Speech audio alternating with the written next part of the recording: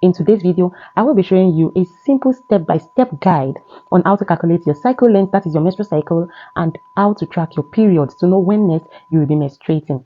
So let's do this on the calendar. Your menstrual cycle is more than just your bleeding days. It is an important tool that helps you to plan for pregnancy, avoid pregnancy, track your overall reproductive health, as well as your periods, that is your menstruation. So if you are the type that you're trying to get pregnant and you don't know what days of the month to try, or you are the type that you've lost track on your menstruation period, you don't know when it's coming, in today's video, I will be showing you a simple step-by-step guide on how to calculate your cycle length, that is your menstrual cycle, and how to track your periods to know when next you will be menstruating. Yes, I mean practical steps. So if this resonates with you, stick with me. Let's go. So before I go into details, it is very important for you to understand what your cycle length is and what it is not. This will help you to understand better once we get into the calculation aspect. Your cycle length is the number of days in between two periods, which starts from day one of your previous period to a day before your next period. I hope you get that. You will understand better once we get into the details. Now, on the other hand, cycle length is not the number of days you menstruate. You know, when you're menstruating, that is when you see your period, you bleed for either 3 days, some people 4 days, 5 days, 6 days. Now, this number of days that you bleed, that you see your period, is not your cycle length. Okay, hold on, don't be confused. You will understand better. Let's go straight into the calculation. So yes, I have my calendar drafted out. Here is my calendar, and of course I will be using the month of September because we are in the month of September for my calculation. So I have my calendar drafted on my board.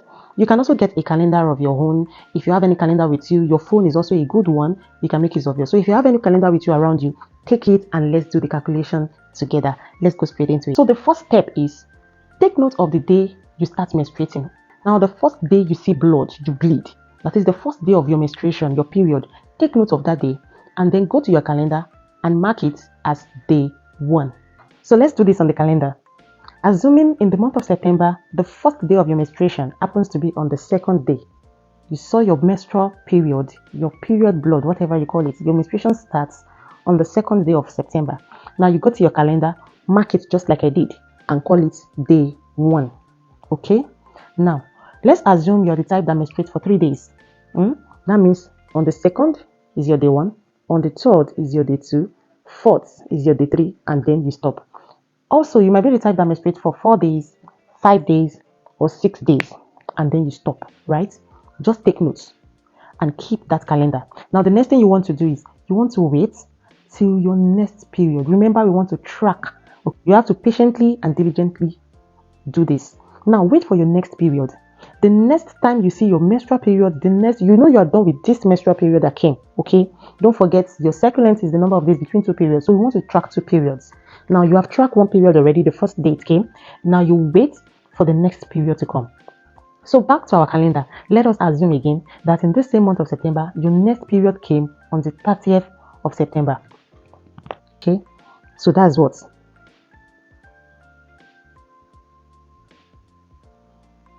You mark this 30 as the first day of your second period. Mark it down. That is the second. Now, please note that the calendar you marked the initial period, your previous menstrual period, keep it intact. It's the same calendar we are using to mark the new menstrual period. So you don't want to misplace that calendar and start giving yourself headache by remembering the day it came. Now, the next step you want to do is we want to count from the first day. Remember when I was telling you what cycle length is? It is the days between two periods, starting from the first day of your previous menstrual period to a day before your new period. So we are going to start counting from first day of your previous menstrual period to a day before the new period that you've just seen. So let's go ahead and do that. So this is day 1, and then we call this 2, 3, 4, 5, 6.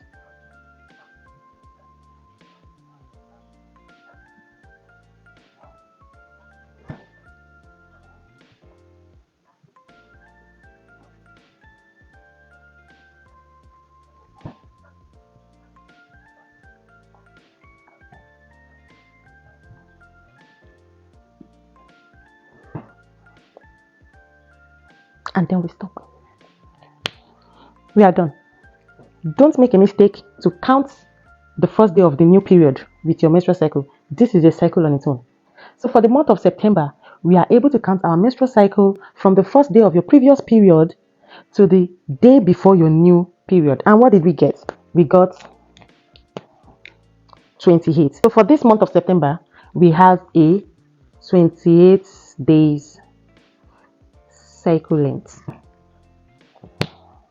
It's that simple. Now, there is one thing I want you to note. For every woman, ideally, your cycle length should be between 21 days to 35 days. So after calculating your cycle length the way I have taught you, if your cycle length falls between these days, between 21 and 35, you are good, you're fine. But anything lesser than 21 and greater than 35 is a red flag. You need to visit your gynecologist, you need to visit your healthcare provider to lodge your complaint. So anything outside this range is a red flag. Please take note. But once you are able to track your cycle length and you got anything between 21 days to 35 days, you are good, you're fine.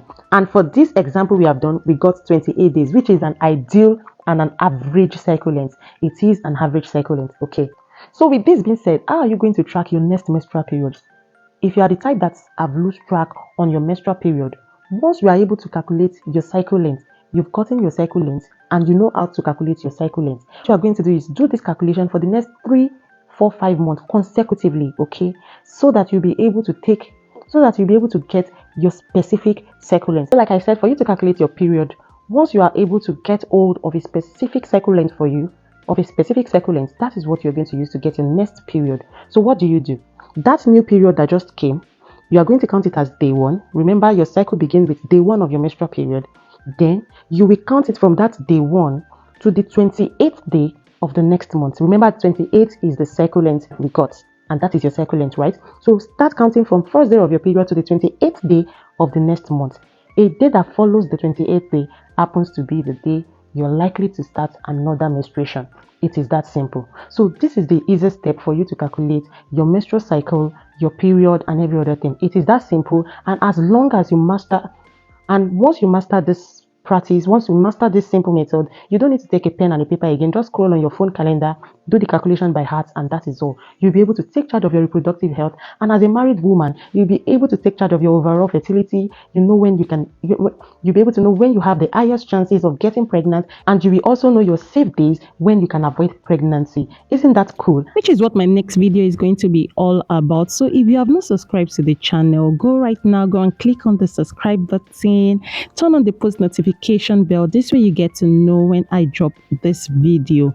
Please give this video a thumbs up. Let me know in the comment section, was it helpful? Share it out to any mom you know that will need this. Thank you all for staying through to the end of the video till we meet again in another one. I love you all. Bye.